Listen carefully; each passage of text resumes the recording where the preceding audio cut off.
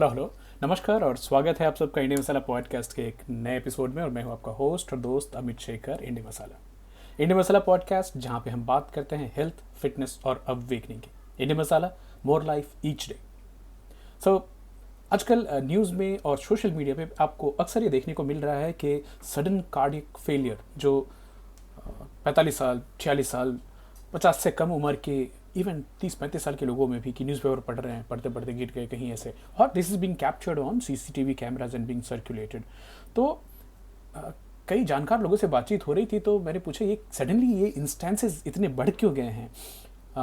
तो एक मोटा मोटा है कि लोगों ने बताया कि देखिए पहले भी होता था, लेकिन अभी कैमरे इतनी जगह हो गए हैं और इतने मोबाइल कैमराज बढ़ गए हैं कि हर चीज़ कैप्चर होकर मैग्नीफाई हो रही है। तो मैंने सोचा क्यों नहीं चेक करें एक बार कि world over leading cause of death क्या है, किन चीज़ों से इंसान सबसे ज़्यादा प्रभावित होते हैं, मरते हैं।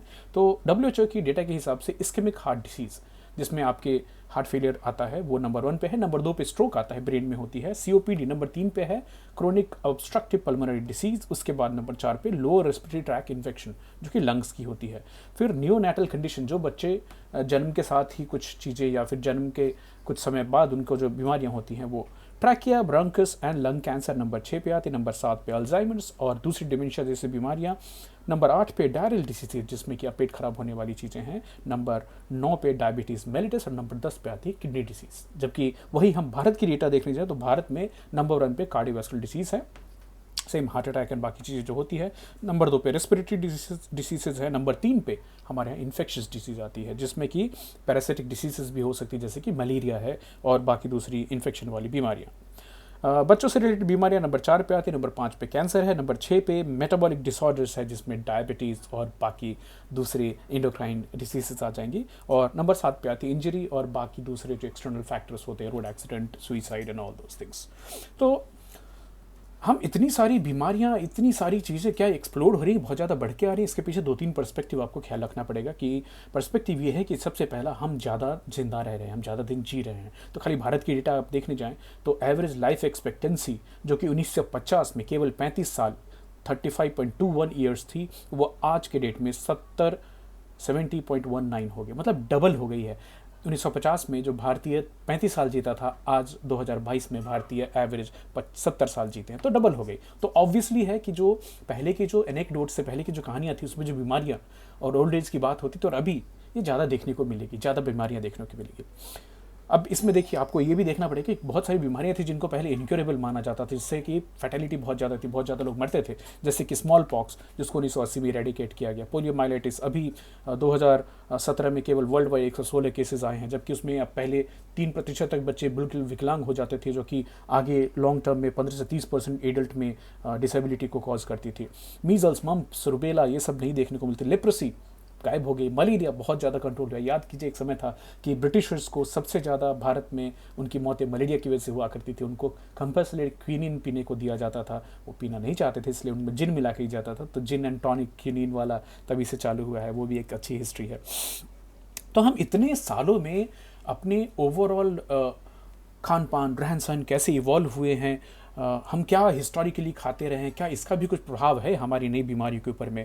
तो बहुत सारी रिसर्च कर रहा था, बहुत दिन से विचार दिमाग में चल रहा था। तो नेशनल ज्योग्राफिक के हिसाब से could eating like our ancestors make us healthier, एक आर्टिकल पढ़ी कि क्या हम अपने पूर्वजों के जैसा खाना खाएं तो हम क्या ज़्यादा स्वस्थ हो सकते हैं। याद रखिए होमोसेपियंस, जो इंसान के हमारे जो सबसे पहले पूर्वज थे, ये केवल 1,60,000 साल पहले पूरी एवोल्यूशन के कॉन्सेप्ट में आए हैं, जिसमें कि 1,60,000 साल से हमारे पूर्वज इवॉल्व हो रहे हैं। केवल पिछले 10,000 साल में एग्रीकल्चर की शुरुआत हुई है। तो एग्रीकल्चर से पहले हम क्या करते थे, हंटिंग करते थे, गैदरिंग करते थे, फिशिंग करते थे। आपको एक समय के लिए खाना जुटाने के लिए किलोमीटर चलना पड़ता था। खाने की चीज़ें इतनी न्यूट्रिशनली रिच नहीं होती थी। हमने अभी जेनेटिक मॉडिफिकेशन करके उनको इतना स्वीट, इतना पैलेटेबल बना दिया है। अदरवाइज पुराने समय में आप याद कीजिए, मैं अक्सर एग्जांपल कोट करता हूँ, तरबूजा, जो हमने बचपन में देखा है कि तरबूजा गर्मियों में होता था और वो जब भी कटता था तो उसके बीच में लाली कम होती थी, सफ़ेद हिस्सा ज़्यादा होता था। अभी तरबूजा साल भर मिलता है, आप काटें उसको, सफ़ेद हिस्सा धीरे धीरे गायब होता जा रहा है। यहाँ तक कि सीडलेस तरबूज भी मिलने लगे, जो कि सुपर सुपर स्वीट होते हैं। तो जो नेचुरल फ्रूट है उससे बिल्कुल अलग हो गए हैं। तो क्या ये हंटर गैदरर और इस तरह की जो हमारी जो पुरानी खाने की जो प्रथा थी, क्या ये बिल्कुल डिसक्वालीफाइड है? क्या अभी नहीं चल सकती? ऐसी बात नहीं। अभी भी तंजानिया में हासदा करके ट्राइब्स हैं जहाँ पे अभी भी वो हंटर गेदर वाली अपनी लाइफ जी रहे हैं। नंबर संख्या उनकी कम है। हालांकि एक और चीज़ बताना चाहूँगा, उनमें अभी भी high blood pressure, atherosclerosis, cardiovascular diseases ये सब नहीं देखी जाती हैं। तो क्या हम आज हमारा जो शरीर ऐसा इसलिए हो रहा है कि हम जो खा रहे हैं उसकी वजह से, या फिर हमने जो एंसेस्टर्स जो हमारे पूर्वज खाते थे उसको पूरी तरह से डिस्कार्ड करके एक नया खाना चालू कर दिया? और अब इवोल्यूशनरी पर्सपेक्टिव में आप देखने जाएं तो हमारी बॉडी अभी भी स्टोन एज वाली है। 10,000 साल पूरे इवोल्यूशन के लाखों लाख साल में बहुत छोटा सा पीरियड होता है जब हमने एग्रीकल्चर करके ग्रेन्स खाना चालू किया। सो 2.6 मिलियन ईयर्स की जो खाने की जो प्रथा थी वो 10,000 साल में चेंज हो गई। तो हमारी बॉडी जेनेटिक मॉडिफिकेशन उस हिसाब से नहीं हो पाई है। वर्ल्ड ओवर स्टडी में पता चला कि hunter gatherer diets across the globe 73% cultures में देखा गया कि half of the total calories and energy used to come from meat. तो हम basically role of meat in our evolution, in the human evolution has been great. Eating meat ने brain development को बहुत बहुत हेल्प किया। देखिए होमो erectus जो थे वो प्लांट खाते थे और होमो सेपियंस ने बोन मैरो को खाना चालू किया। जो बड़े जानवर जब भी शिकार करके चले जाते थे तो वहाँ पे वे अपने डॉग्स के साथ जाएं और वो हड्डियों को तोड़ करके और जो बचे कुछ मांस खा के उन्होंने अपने ब्रेन को डेवलप किया। एंड दैट मेंट कि जैसे जैसे मीट बेस्ड खाने पे जाने लगे तो आपको एनर्जी जो बहुत ज़्यादा डाइजेशन में जाती थी, जो कि प्लांट बेस्ड फाइबर्स को पचाने में, उससे बहुत सारी एनर्जी फ्री हुई और दैट फ्रीड एनर्जी ने बहुत वाइटल रोल प्ले किया ब्रेन के डेवलपमेंट को। तो ब्रेन की कैपेसिटी धीरे धीरे बढ़ती गई, क्यूबिक कैपेसिटी बढ़ती गई। आपको एक बात इंटरेस्टिंग लगेगी कि जो हमारा ह्यूमन ब्रेन है ये इवन सेडेंटरी हालत में, जब भी हम सो रहे होते हैं, हम जब भी रेस्ट कर रहे होते हैं, तभी भी हमारी बॉडी का 20% एनर्जी यूटिलाइज करता है। वहीं पे जो हमारे पूर्वज हैं होमो इरेक्टस, जो एप्स हैं, वो केवल 8% energy of the body use करते हैं। तो कहीं ना कहीं मीट खाने ने हमें हमारे इवोल्यूशन में बहुत बहुत मदद की। आगे बढ़ते हैं। एग्रीकल्चर इज बहुत बहुत नया है हमारे लिए, जिसमें हमने स्टार्ट में सोरगम, बार्ली, वीट, राइस ये सब शुरुआत की थी। बहुत कोर्स ग्रेन हुआ करते थे जो कि ग्रेन्स ने हमें कैलोरीज देना और एक फूड की एक तरह से क्या बोलूँ आपको, फूड की सिक्योरिटी देना चालू किया। लेकिन जो हंटर गैदरर्स की highly diverse nutritive food value होती थी वो कम हो गई। तो साथ के साथ आपको ये भी देखने को मिलेगा कि जब भी हिस्टोरिकल फॉसिल्स में देखा जाता है कि जैसे हमने ग्रेन्स को खाना चालू किया तभी हमारी पेरियोडोंटल डिजीजेस, कैविटीज़ आना चालू हुआ। उसके पहले के इंसानों में जो पूरी तरह से हंटर गैदर एंड फॉरेजिंग करते थे उनमें डेंटल डिजीजेस, कैविटीज़ नहीं दिखी जाती थी। तो एक और चीज़ हुई कि फार्मर्स ने ज़्यादा बच्चे पैदा करना चालू किया क्योंकि फूड सिक्योरिटी आ गई, ज़्यादा दूर घूमना चलना नहीं हुआ धीरे धीरे। यहाँ तक कि युवल नोआ हरारी साहब तो बोलते हैं कि इंसानों ने गेहूं को इस्तेमाल नहीं किया, गेहूं ने इंसानों को इंस्लेव कर लिया, स्लेव बना लिया। और जैसे जैसे इवोल्यूशन आगे बढ़ी तो इंसानों के मुंह छोटे हो गए और बॉडी बड़ी होती गई क्योंकि हमारी कैलोरीज बढ़ती गई। तो क्या हम वो हैं जो हमारे एंसेस्टर पहले खाया करते थे?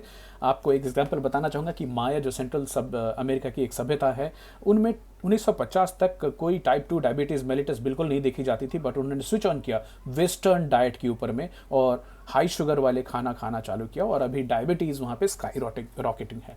तो हमारे अभी के खाने में क्या रॉन्ग है? एक तो है कि कुकिंग की जो process I 1.8 million years ago, जिसने कि जो खाने की चीज़ें उसको सॉफ्ट और हाईली पैलेटेबल और एनर्जी रिच फूड बनाया। तो आज हम ये तो बिल्कुल सहमत हैं कि रॉ अनप्रोसेस्ड खाने को खाकर हम जिंदा नहीं रह सकते।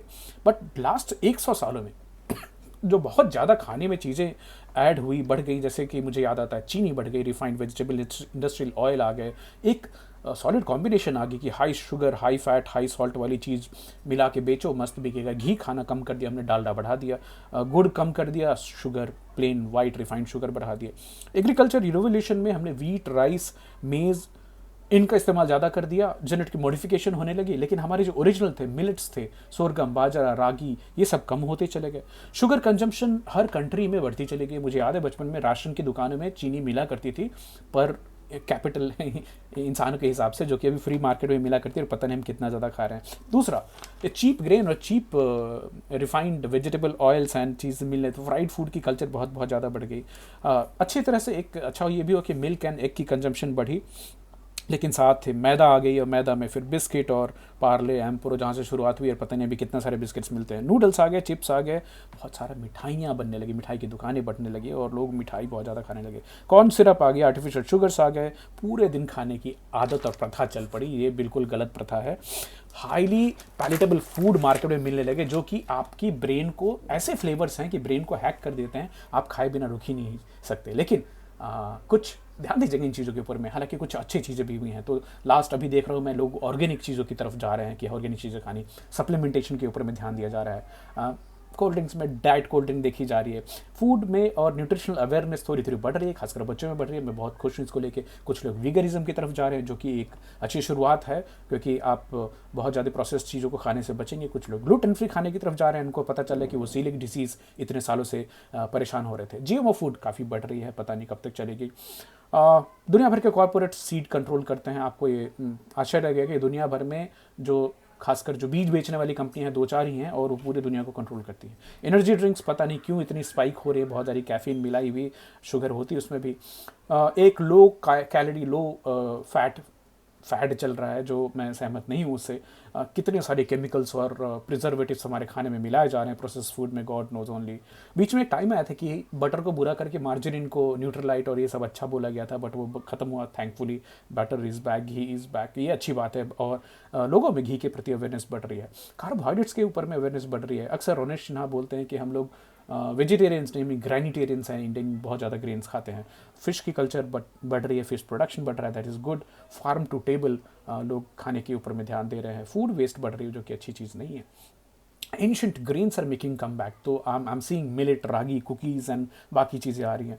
फ्रेश प्रोड्यूस मिलना चालू हैं ऑनलाइन, चाहे बिग बास्केट हो, अमेजॉन हो, फ्लिपकार्ट हो, आपके घर तक फ्रेश सब्जियां, फल पहुंचाए जा रहे हैं। Protein is the golden child now, yes, awareness for protein is increasing which is good. Diversity of food, fruits and herbs world over से अभी हमें मुंबई और दूसरे शहरों में मिलना चालू हो गए हैं। I'm very very happy to see another trend which is like increasing day by day is intermittent fasting। तो लोग ये जो खाली खाना खाना खाना इससे थोड़ा दूर जाने की कोशिश कर रहे हैं। फूड और लाइफस्टाइल दोनों मिलकर के एक इंस्टाग्राम कल्चर भी बन रही है। तो अच्छा बुरा नहीं है, मैं इसमें बोलना चाहूँगा कि आप थोड़ा सोचें, देखें कि ये पिछले 50-1 साल में किस तरह से हमारे खाने की कल्चर कैसे इवॉल्व हुई, कैसे चेंज हुई, और क्या ये हमारी लाइफस्टाइल डिसीज़ों के पीछे पूरी की पूरी जिम्मेदार है कि नहीं है। आप अपने विचार जरूर शेयर कीजिएगा। मुझे ये टॉपिक बहुत दिन से खटक रही थी, तो मैंने सोचा इसके ऊपर में बात की जाए आपसे। उम्मीद है आपको कुछ नई इन्फॉर्मेशन मिली होगी। अपनी जानकारी बढ़ाएं और ज़्यादा रिसर्च करें, और मैं जो यूट्यूब का लिंक है उसमें मेरे जो रिसर्च आर्टिकल्स हैं उनका लिंक शेयर करूँगा, आप भी इसको देखें। Thank you so much, see you with another topic, interesting topic. तब तक अपना ख्याल रखिए। See you all, love you, bye bye, take care.